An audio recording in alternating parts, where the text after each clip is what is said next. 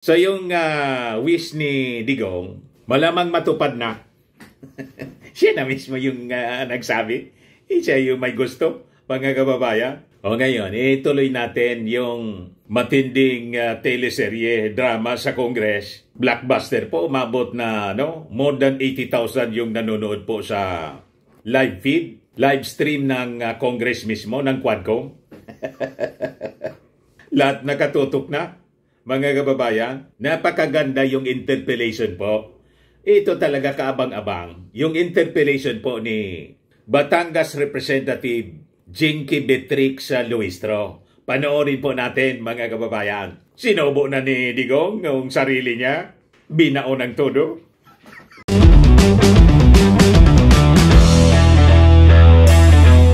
Ito naman po yung bago naming product na binibenta online.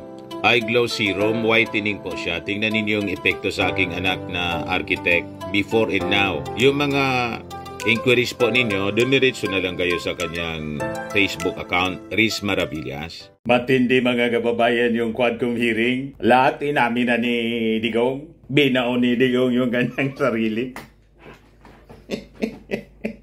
Ngayon, ito yung latest sa Palasyo Malacanang mga kababayan. Dahil sa sa pag-amin ni Digong ng mga anda daw siyang panagutan lahat. I take all full responsibility niya. Kasi niya ako nag-utos. Pati sa ICC, mga kababayan. Inamo na yung ICC ni Digong. Bilisan na niya ninyo ang pag-imbestiga. Bukas mismo, simulan ninyo yung pag-imbestiga. Baka na hindi na ako umabot, mamatay na ako. Yan sabi ni Digong, Duterte tells ICC to hurry up with probe, baka mamatay na ako. Binaon ng tuluyan ni Digong yung sarili niya. Ito yung report ng ABS-CBN po. Sabi dyan, former President Rodrigo Duterte said he was asking the International Criminal Court, whose jurisdiction is his administration and the current Marcos Jr. administration, to do not recognize, to rush its investigation into his war on drugs over alleged crimes against humanity. Sa pagtatanong po ni Arlene Brosas, Gabriela Party List, whether or not he was willing to cooperate with the ICC investigation, sabi po ni Digong, I am asking the ICC to hurry up, and if possible they can come here and start the investigation tomorrow. Baka na niya mamatay na ako, hindi na nila ako maimbestiga. So I am asking the ICC through you na magpunta na sila dito. Bukas, umpisa na yung investigation. And if I am found guilty, I will go to prison and rot there for all time. Binaon ni Digong. Suicide na po. Ngayon, nag-react po yung Palasyo Malacanang mga kababayan. Ito po sabi ng Palasyo Malacanang through Executive Secretary Lucas Bersamin. If the former president desires to surrender himself to the jurisdiction of the ICC, the government will neither object to it nor move to block the fulfillment of his desire. But if the ICC refers the process to the Interpol, which may then transmit a red notice to the Philippine authorities, the government will feel obliged to consider the red notice as a request to be honored, in which case the domestic law enforcement agencies shall be bound to accord full cooperation to the Interpol pursuant to established protocols. Yun mga kababayan. So yung wish ni Digong, malamang matupad na. Siya na mismo yung nagsabi. Siya yung may gusto, mga kababayan. O ngayon, ituloy natin yung matinding teleserye, drama sa Congress. Blockbuster po, umabot na more than 80,000 yung nanonood po sa live feed, live stream ng Congress mismo, ng Quadcom. Lahat nakatutok na, mga kababayan. Napakaganda yung interpellation po. Ito talaga kaabang-abang. Yung interpellation po ni Batangas Representative Jinky Beatrix Luistro. Panoorin po natin mga kababayan. Sinubo na ni Digong ng sarili niya. Binao ng todo. Ito na mga kababayan, si Congresswoman Luistro. Mr. Chair, I wish to direct my question to the former President. Mr. President, good afternoon. Good afternoon, Mr. President. First of all, I wish to acknowledge your courage in taking full responsibility, full legal responsibility to all the victims of war on drugs, both legal and illegal. Nilangis-langisan mo na ni Mr. President. Luistro Sidigo. Hindi ko na kontrolado kasi ma'am And Mr. President, I wish to manifest that it is my humble opinion that one will not take legal responsibility unless there is no willingness as well to admit being behind all the killing incidents that transpired during the war on drugs. It is therefore the humble submission of this representation, Mr. Chair, that with that statement coming from the former president, he acknowledges that all the killing incidents during the war on drugs spring from his order to kill drug personalities. That is a manifestation, Mr. Chair. Mr. Chair, I understand that the resource speaker, the former president, is a lawyer. Mr. President, may I request that you educate the Filipino people, and I am certain that you understand what conspiracy theory is all about. Please educate us, Mr. President.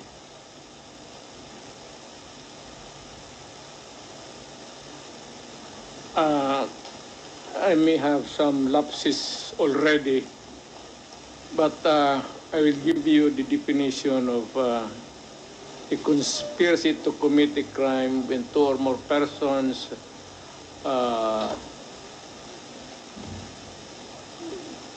decide or discuss to commit a crime and actually do it. More or less ganon ang takbo ng ano. Thank you, Mr. President. And you will agree with me, Mr. President, that under the conspiracy theory, mayroon pong tatlong klase ng principal. One is principal by inducement. Two is principal by indispensable cooperation. And three, principal by direct participation. Being a long-time prosecutor, Mr. President, can you please enlighten us on this? Well, one is yung induce. It could be an inducement could be money, usually, or inducement by a woman to a man to kill her husband so that they can live forever happily ever after.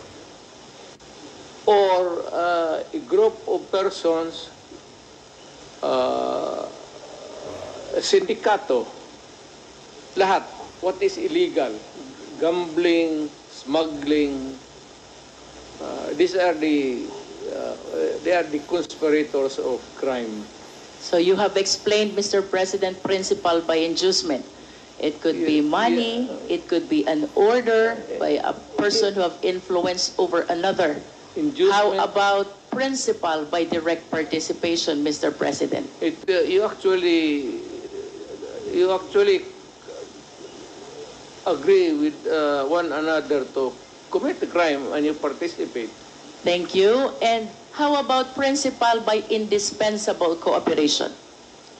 Well, in the sense that, for example, if there is no way of traveling from one place to another and you are the only person who can provide transportation, a vehicle, and that would be indispensable cooperation.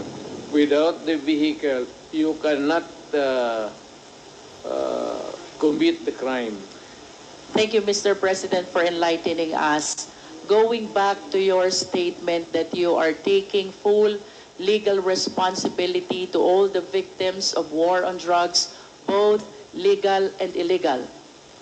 It is my humble submission, Mr. Chair, that the former president can be considered liable for all these crimes under the theory of conspiracy by being a principal by inducement.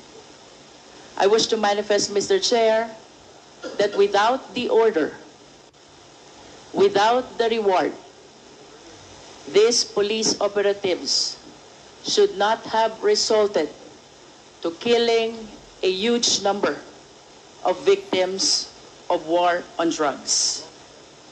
Beg to disagree with your premise, ma'am. I understand, Mr. President, but that is a manifestation. Yes, but you Thank know, you, a Mr. police is President. supposed to do his duty. He goes to school for 2 years. He receives instructions to how to go about his duty. And we have to give the presumption of regularity. That's a principle of law. Thank you, Na Mr. President. Pag every time na may ginawa kaya in your favor is the principle of regularity Presumption in the of regularity of duty. of performance of official duty, Mr. President. Thank you for your enlightenment. Mr. President, I wish to ask, with all due respect, considering your statement of taking full legal responsibility, both to legal and illegal activities, can I equate this statement of yours to an extrajudicial confession of guilt? Well, in a sense, yes. Wala na akong magawa eh. Are you saying yes, Mr. President? Yes, because I ordered the campaign against the drug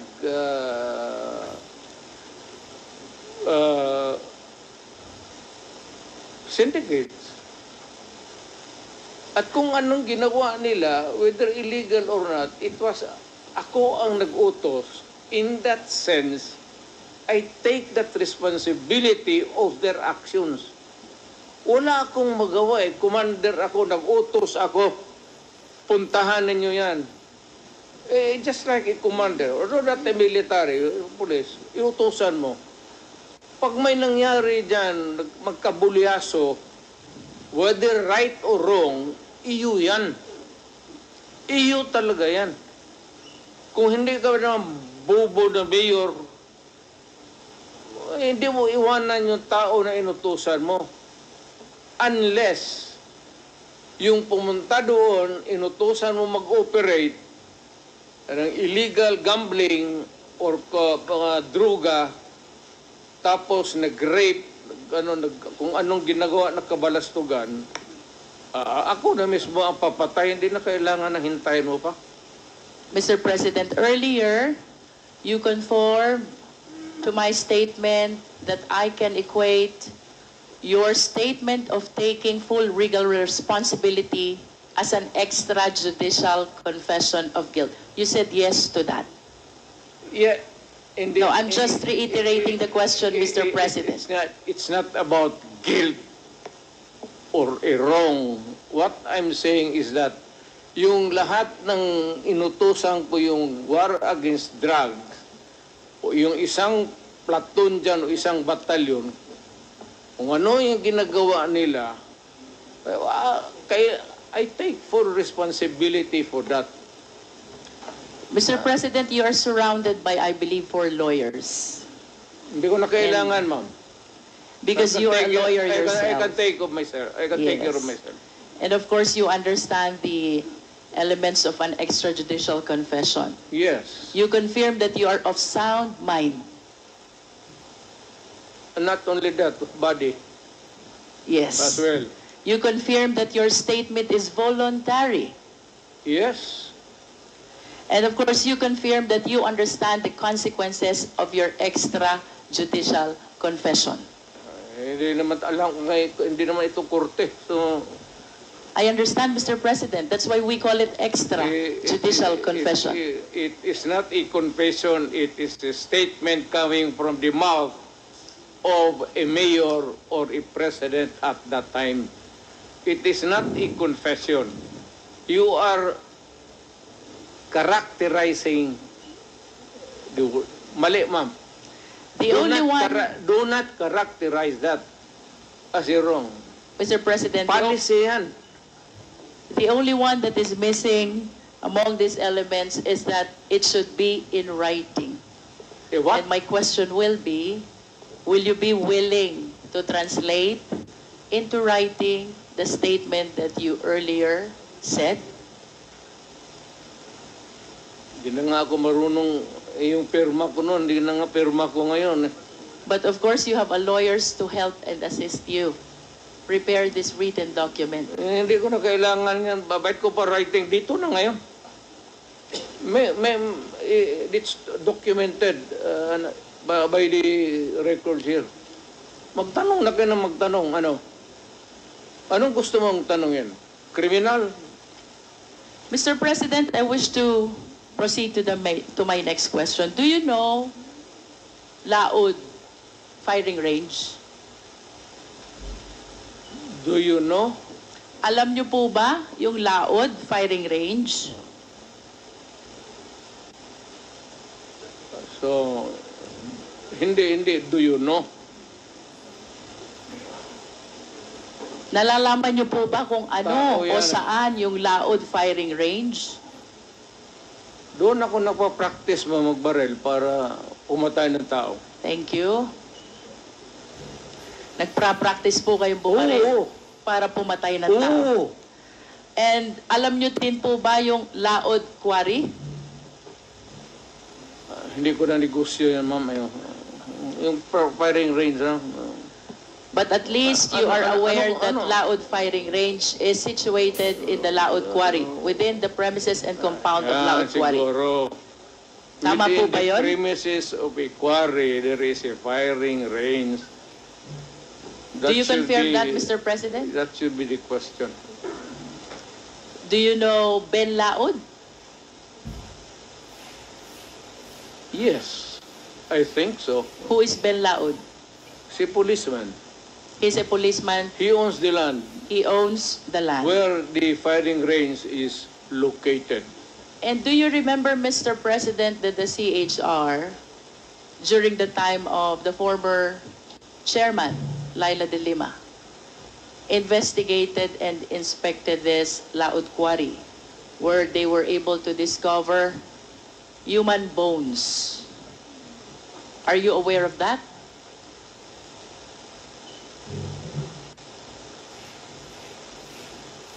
Sino ma? Who investigated? Panahon po ni Chairman Laila de Lima sa Commission on Human Rights. Sorry, I do not know her. Nag-imbestiga po ang CHR tungkol sa extrajudicial killing kung saan nakadiskubre po ang taga-CHR ng mga buto ng katawan ng tao. Kayo po ba ay aware dito? I am aware of only one bone. Dala-dala ni... Sino yung sinabi mo? CHR former chairwoman, Laila de Lima. It's there. Isa lang po. And you are aware also that the former DOJ Secretary, Vitaliano Aguirre, represented Ben Laod in the investigation of the extrajudicial killing. What do I know about the investigation? Or If you are about aware, Aguirre? Mr. President. Yes, Aguirre is my... Are you associated? Of course, you are associated to Vitaliano Aguirre as a matter of fact. Is my... Contemporary.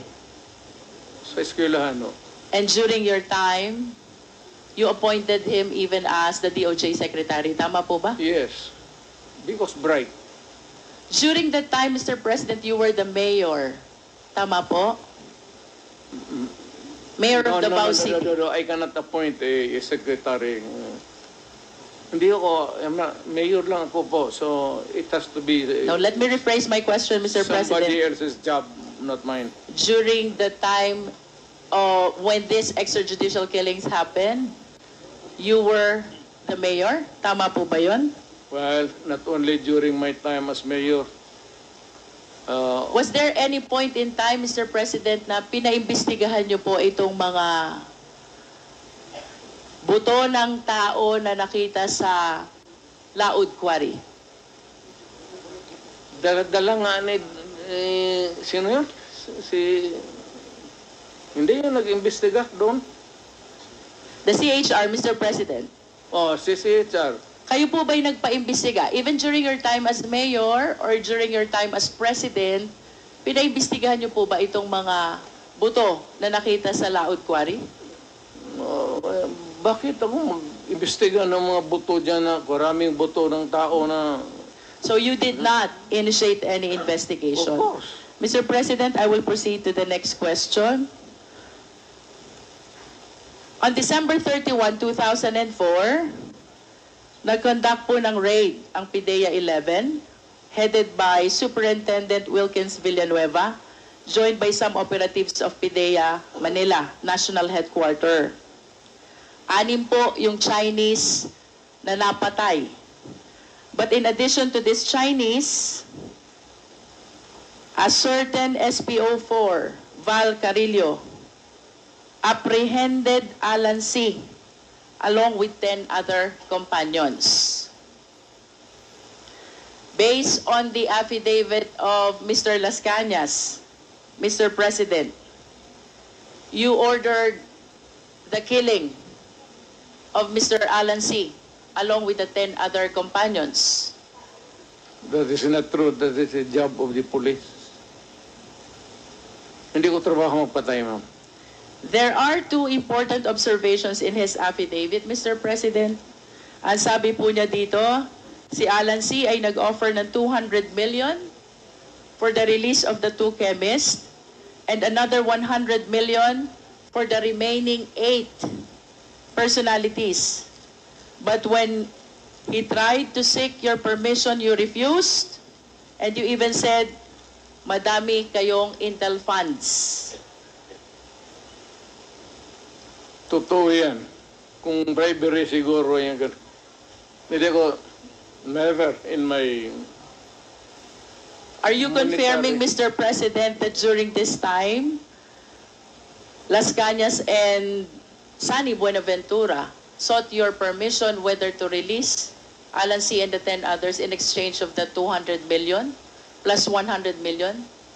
Siyado maraking pera yan, ma'am. Totoo yan. You are denying it, Mr. President. Of course. But do you confirm that when you refused this offer, you even told Sunny Buenaventura and Arturo Las Cañas that you have ample intel funds, so you don't need those bribes, if you call it bribe? I do not remember making a statement like that. But money for operations against crime, malaki ang funding ng Davao City. Another important observation, Mr. President, these 11 personalities were asked as to the whereabouts of their passport.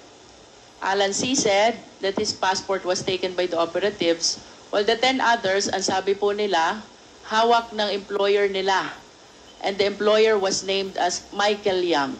What can you say about this? Nothing to do with it. Wala akong pakialam dyan. Hindi ako nakikialam ng mga passport. Mr. President, to conclude the question about this Dumoy raid, this is the raid of the PIDEA which happened in Davao Shabu Laboratory on December 31, 2004, where 6 Chinese personalities were killed during the raid, and the 11 others were brought to Laod Quarry, where they were summarily executed and buried. upon your order, according to the testimony of Arturo Las Cañas. Do not believe Turlos Kanya. Let me proceed to Binubula the ka lang niya. next question, Mr. President. In 1993, Mr. President, binomba po itong St. Peter's Cathedral in Davao City where 7 died. Naalala niyo po ba ito? And according to Arturo Las Mr. Cañas, Chair, point of order. What was the I would like rule to that was find not- out excuse me, If Attorney Delgra is coaching the President, because she has been whispering in the ears of the former President. What to find out? Attorney Delgra, please refrain from coaching. The President is able to answer all these questions being asked He's of him. advising me. And About my you are legal only rights. limited to advising your Legal client rights. with his rights. Nothing more, nothing less. He's I a hope lawyer. you follow the rule, Attorney Delgra. Please He does- proceed. He does not have to coach me. I know how to answer. Mr. Chair, 1993, binomba po ang St. Peter's Cathedral, Davao City, where 7 died. Nalala niyo po ba ito, Mr. President? Yung simbahan, ma'am. Opo, St. Peter's Cathedral in Davao Yes, ma'am. City. At sangayon po kay Arturo Las Cañas, kayo ay galit na galit sa pangyayaring ito. Sinong hindi magalit, ma'am? At dahil po sa inyong mahigpit na galit, ay inorderan nyo po itong sina Las Cañas na bombahin ang mga moske, kasama po ang Kamamara Mosque at Bancorehan Mosque. What can you say about this? Crazy, ma'am. Do you know that my mother is a Muslim? That's an idiot statement. In other words, you are denying. Of course. Mr. President, let me proceed to June Pala. Sino po si June Pala? Well, he was a broadcaster. He's a broadcaster who used to criticize you during his programs. Tama po ba?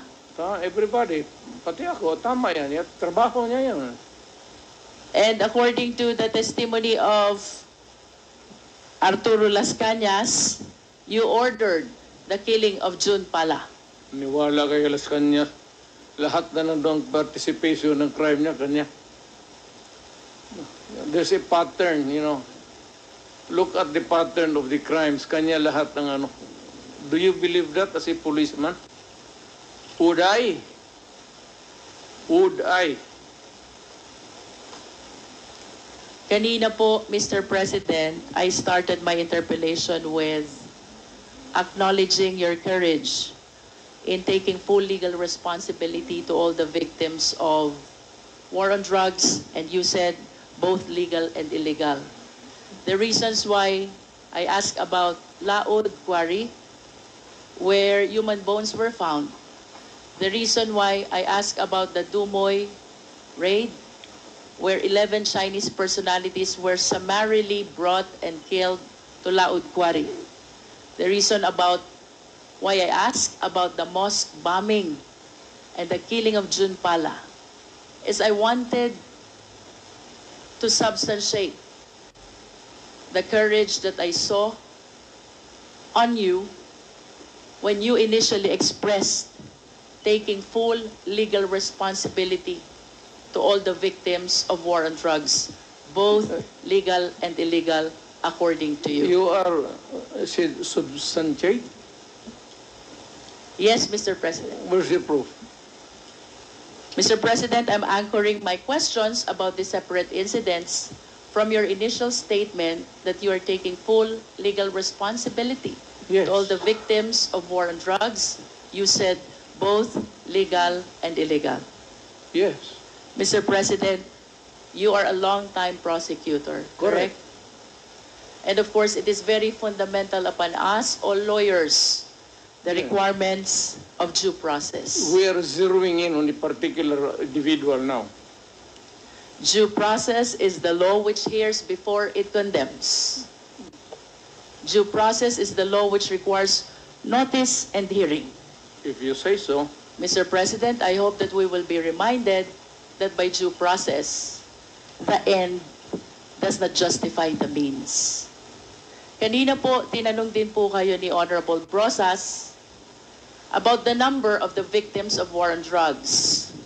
Tinanong po kayo about statistics, and you lamented na hindi nyo po alam or dala yung records. Now, I want to share to the public the statistics of the victims of war on drugs.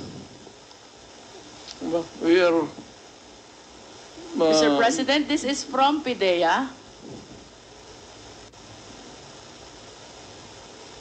I think this is a consolidated effort of Karapatan, Global Witness, National Union of Journalists of the Philippines, the Supreme Court, Rappler, and the Philippine Drug and Enforcement Agency. We have 6,252 individuals in police anti-drug operations as of May 2022. 27,000 to 30,000 individuals, including those killed vigilant style. 427 activists, human rights defenders, grassroots organizers as of December 2021. Land and environment defenders as of December 2020, 166. Journalists, media workers, as of April 2022, 23 victims. Judges, lawyers, prosecutors, as of December 2021, 66 victims. And mayors, vice mayors, as of December 2021, 28 victims, Mr. President. Mr. President, my question is, when you implement war on drugs, did you strictly comply with the requirement of due process? Yes. Mr. Chair, I will wrap up. Thank you, Mr. President. Mr. Chair, it is my humble submission that contrary to the answer of the former President, I humbly believe that the former President and his war on drugs never complied with the requirements of due process. The statistics show, Mr. President, the huge number of victims of war on drugs. If my memory serves me right, during the time of Aquino administration, there are like around 200, and during the present administration, there are around like 200 victims as well of war on drugs. Given these statistics, Mr. Chair, this is almost or around 31,000 victims of war on drugs. If indeed they follow the requirement of due process, wala po dapat ganito karaming patay. At ang dapat, maraming kaso na pending in court. I hope all of us will be reminded by the fundamental law that no person should be deprived of life, liberty, and property without due process of law. By Mr. President's own admission of his accountability, both to legal and illegal actions of the police, it is the humble submission of this representation, Mr. Chair, that the Quadcom is ready to make a recommendation for the filing of the necessary action in court. That is a violation of the law, RA 9851, Act defining and penalizing crimes against international humanitarian law, or at the very least, the murder cases as defined under the revised penal code. To finally conclude, Mr. Chair, last series of questions to Mr. President, again to substantiate the courage that he was able to show during the initial part of this hearing. Mr. President, in the past hearing of Quadcom, may 3 Chinese drug lords na napatay sa Davao Penal Colony. Are you willing to take accountability and responsibility also for this? Wala na ako niyan, ma'am. Nandito na ako sa Maynila. So, you're saying no. Oh, well, kung gusto mo isali yan, idagdag mo na, okay lang. How about the death of General Barayuga, the PSCSO Secretary? Are you willing to take full legal responsibility for this? I do not kill generals. The death of Mayor Aldong Parohinog and the 15 others in Osamis City, are you taking full responsibility on this? Hindi ako nagpapatay ng mga mayor, ma'am. The death of Mayor Espinosa of Albuera Leyte, are you taking full responsibility on this? Hindi, ma'am. That's my birthplace. The death of Tony Halili in Tanawan City. Malayo yan sa akin, ma'am. The death of Mayor Perez of Los Baños. Lalo na. Ibalik ko po dun sa una niyong sinabi. If you are denying all this, alin po yung tinutukoy nyo when you said you are taking full legal responsibility to all the victims of war on drugs, both legal and illegal? Yes. Kasi order ko kasi yung, that was my campaign against drugs. Na yung, alam mo, maraming istasyon, maraming pulis. Kung nagkaletse-letse doon, hindi ka maghugas ng kamay. Dapat sabihin mo, akin dyan, kasi of course, nagkamali sila. Now, if there is an appropriate action na gusto ninyong ilabas, then file the case in court. Wala nang pigil. Matagal na yan yung sabi extrajudicial killing. I am challenging anybody or everybody who makes the accusation, whether it is really true or not, it may be true, file the case in court because may korte tayo. And even if I will admit na totoo yan, you have to go to court because I will make the admission there again. Are you saying, Mr. President, that when you go to court, you're willing to admit also your accountability for all the deaths during the war on drugs? Ay, of course, may abogado man ako, ma'am. Kung ano sabihin ng abogado ko, susunod ako. I hope that everything that you said before the Quad can be reduced in writing so that truly we can believe that you're taking full legal responsibility to all the victims of war on drugs, both legal and illegal, because as lawyers we believe that by extrajudicial confession, we have to put that in writing, Mr. President. Totoo yan, ma'am. I order the campaign against drugs. Hindi ako it's a policy of government or of the president. Hindi ako maghugas ng kamay. Hindi ako magsabi, hindi, kasi yung department, hindi, akin yun. Mr. President, last question.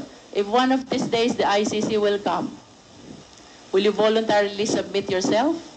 Sipain ko pa sila, ma'am. But you said a while ago that if somebody will sponsor your fare to the ICC, you will voluntarily submit yourself to their investigation and jurisdiction. Yes. Pero kung sila magpunta dito, sipain ko. But will you confirm that you are willing to submit voluntarily yourself to ICC? Punta ko doon, sipain ko rin sila. Same. I have nothing further, Mr. Chair. Thank you, Mr. President. Thank you, Congresswoman. And because of that statement, mga kababayan ni Digong, yun na po, nagpalabas na ng statement yung Palasyo Malacanang. Sabi ni Executive Secretary Lucas Bersamin, if the former president desires to surrender himself to the jurisdiction of the ICC, the government will neither object to it nor move to block the fulfillment of his desire. But if the ICC refers the process to the Interpol, which may then transmit a red notice to the Philippine authorities, the government will feel obliged to consider the red notice as a request to be honored, in which case the domestic law enforcement agencies shall be bound to accord full cooperation to the Interpol pursuant to established protocols. i-surrender, mga kababayan, si Digong sa ICC, madaling sabi. Magko-cooperate sa Interpol. May obligation kasi tayo po.